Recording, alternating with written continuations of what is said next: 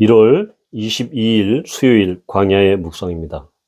오늘 우리에게 주시는 살아있고 항상 있는 하나님의 말씀은 여호수아 14장 1절로 15절 말씀입니다. 이것은 이스라엘 자손이 가나안 땅에서 받은 기업 곧 제사장 엘르아살과 눈의 아들 여호수아와 이스라엘 자손 지파의 족장들이 분배한 것이니라. 여호와께서 모세에게 명령하신 대로 그들의 기업을 제비 뽑아 9지파와 반 지파에게 주었으니 이는 2지파와 반 지파의 기업은 모세가 요단 저쪽에서 주었으며 레위 자손에게는 그들 가운데에서 기업을 주지 아니하였으니 이는 요셉의 자손이 므낫세와 에브라임의 2지파가 되었습니다. 이 땅에서 레위 사람에게 아무 분깃도 주지 아니하고 다만 거주할 성읍들과 가축과 재산을 위한 목초지만 주었으니 이스라엘 자손이 여호와께서 모세에게 명령하신 것과 같이 행하여 그 땅을 나누었더라. 그때에 유다 자손이 길갈에 있는 여호수아에게 나오고 그니스 사람 여분네 아들 갈렙이 여호수아에게 말하되 여호와께서 가데스 바나에서 나와 당신에게 대하여 하나님의 사람 모세에게 이르신 일을 당신이 아시는 바라. 내 나이 40세에 여호와의 종 모세가 가데스 바나에서 나를 보내어 이 땅을 정탐하게 하였으므로 내가 성실한 마음으로 그에게 보고하였고 나와 함께 올라갔던 내 형제들은 백성의 간담을 높게 하였으나 나는 내 하나님 여호와께 충성하였으므로 그날에 모세가 맹세하여 이르되 내가 내 하나님 여호와께 충성하였은즉 내 발로 밟는 땅은 영원히 너와 내 자손의 기업이 되리라 하였나이다. 이제 보소서 여호와께서 이 말씀을 모세에게 이르신 때로부터 이스라엘이 광야에서 방황한 이 45년 동안을 여호와께서 말씀하신 대로 나를 생존하게 하셨나이다.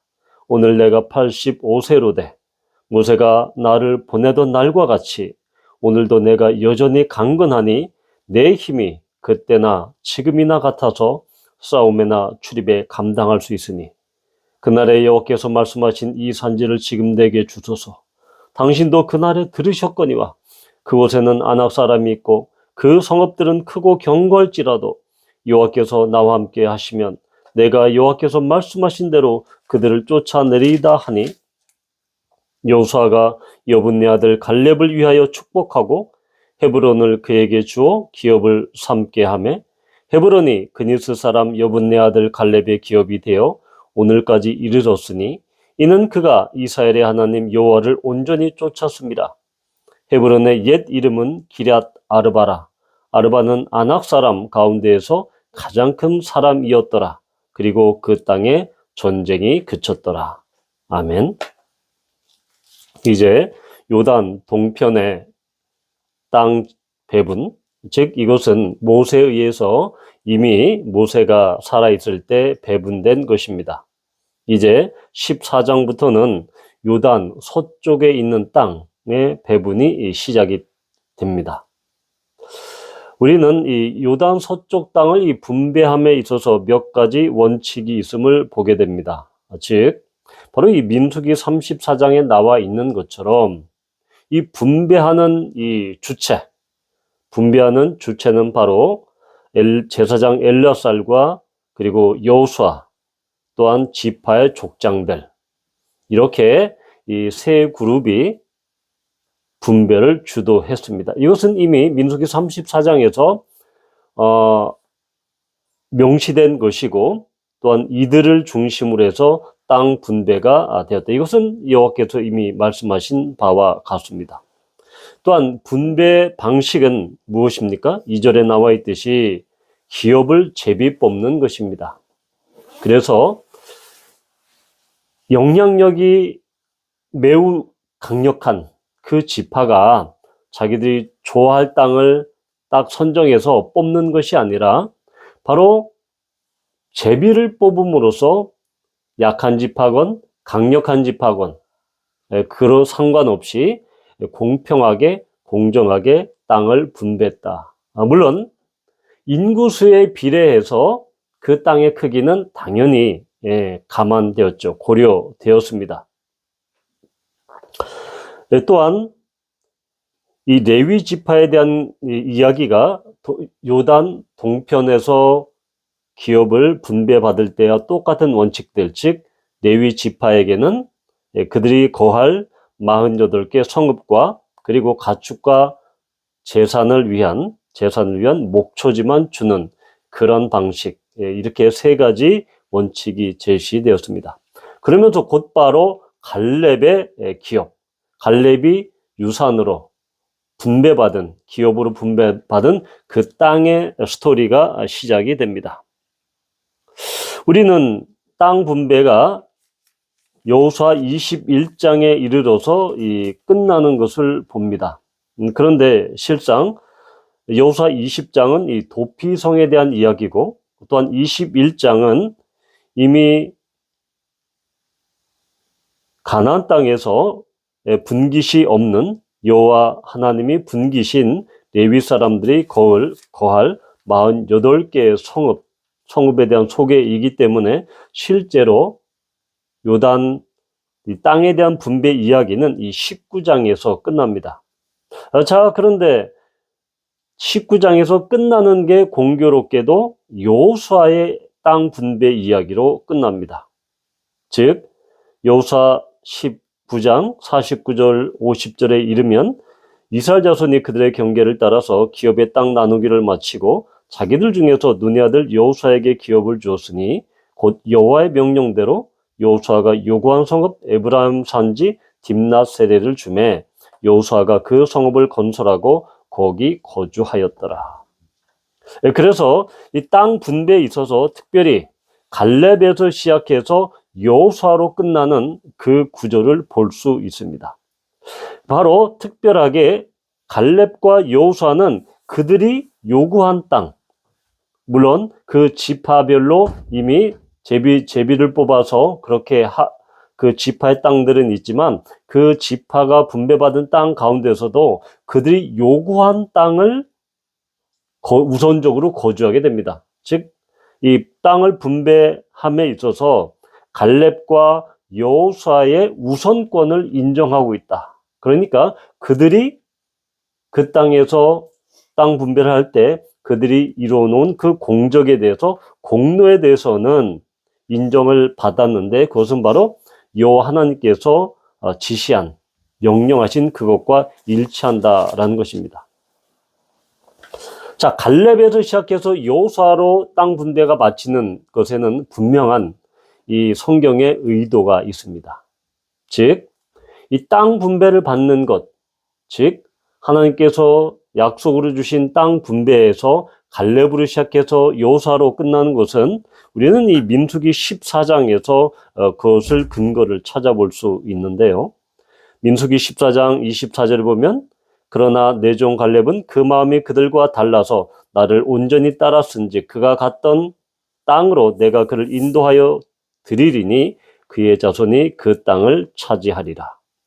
자, 여기서 하나님께서 나를 온전히 따랐다, 갈렙이 나를 온전히 따랐다라고 말씀하고 있습니다. 그런데 똑같은 이 히브리어가 오늘 나와 있는 8절에도 이 갈렙이 고백하죠. 내가 내 하나님 여호와께 충성하였다. 이 단어 역시 여호와를 온전히, 아주 fully, 완전하게 온전하게 따랐다. 또 9절에서도 역시 모세가 갈렙에게 맹세한 그 이야기가 나옵니다. 내가 내 하나님 여호와께 충성하였은즉, 온전히 따랐은즉 라고 이렇게 이야기하고, 또한 이 14절에서 마찬가지로 이스라엘의 하나님 여호와를 온전히 쫓았다. 누가? 갈렙이. 그러니까 지금 오늘 14장에 나와 있는 갈렙이 도대체 가장 먼저 땅 분배를 받은 이야기를 서두에 내놓는 것은 그의 충성, 곧 그가 여호와 하나님을 온전히 따랐다. 아주 fully, 완전히 순전한 마음으로 그가 따랐기 때문에 제일 서두에, 제일 맨 먼저 이렇게 땅 분배 이야기에 나오는 것이죠. 다시 민수기 14장 30절로 돌아가 보면 여분네 아들 갈렙과 눈의 아들 여호수아 외에는 내가 맹세하여 너에게 살게 하리라 한 땅에 결단코 들어가지 못하리라. 그 이유를 이 14장, 민수기 14장 37절과 38장에서 7절에서 8절에서 이야기하고 있습니다. 곧 그 땅에 대하여 악평한 자들은 여호와 앞에서 재앙으로 죽었고 그 땅을 정탐하러 갔던 사람들 중에서 오직 눈의 아들 여호수아와 여분의 아들 갈렙은 생존하니라. 그러니까 이 가데스 바네아에서 가나안 땅을 정탐할 때 오직 갈렙과 여호수아만 하나님의 그 주신 그 땅을 믿음으로 취할 수 있다라는 그 보고를 했습니다. 그런데 악평한 자들은 재앙으로 죽었다라고 이야기합니다. 그리고 이 여호수아와 갈렙과 여호수아 두 사람만이 가나안 땅에 들어가게 됩니다. 하나님께서는 이 두 명의 정탐꾼들이 하나님의 마음에 합한 사람이었고 하나님의 의도를 정확하게 믿음을 그렇게 믿음으로 취한 그 사람들이었습니다. 하나님께서 주신 그 약속을 믿음으로 취한 사람들이었고, 특별히 이 갈렙은 바로 이 민수기 14장에서 이야기한 것처럼 하나님을 온전히 따른 그 믿음이, 충성이 바로 45년이 지난 그의 나이 85세 이르기까지 계속 변함이 없었다라는 것입니다. 따라서 이 가나안 땅의 이 분배에서 갈렙을 가장 먼저 내세우고 마지막으로 여호수아의 땅 분배를 그 이야기를 통해서 그 땅 분배 이야기를 종결 짓는 것은 결국은 가나안 땅에서 땅 분배는 하나님의 그 말씀, 하나님의 약속, 하나님의 언약을 의심하지 않고 믿음으로 취하는 사람에게 주어진 축복이다, 선물이다라는 것을 분명하게 우리에게 주고 있는 것이다. 그 당시의 사람들에게도 이 메시지를 주고 있는 것이다 라는 것입니다.